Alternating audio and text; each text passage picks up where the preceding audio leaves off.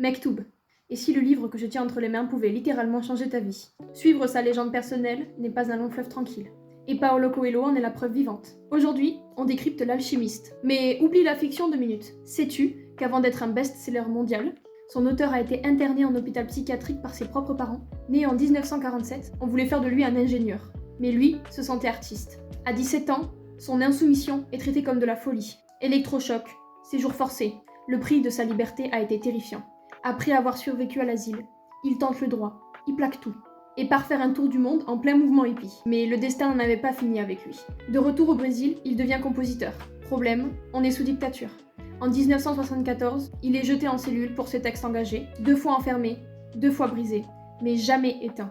Plus tard, après sa libération, il tente la vie normale. Mariage, job stable, mais le piège se referme pour la 3e fois. Et il finit par tout quitter pour un pèlerinage qui lui permettra d'écrire par la suite Le Pèlerin de Compostelle et qui lança officiellement sa carrière d'auteur littéraire. C'est en 1988 que naît Santiago, jeune andalou qui part suivre les traces de son trésor. Un livre écrit avec la plume de l'âme et aujourd'hui traduit en 88 langues et vendu à plus de 320 millions d'exemplaires. Mais alors, comment ce petit conte philosophique, qui fut rejeté par son premier éditeur, est-il devenu la Bible de tous ceux qui veulent libérer leur esprit?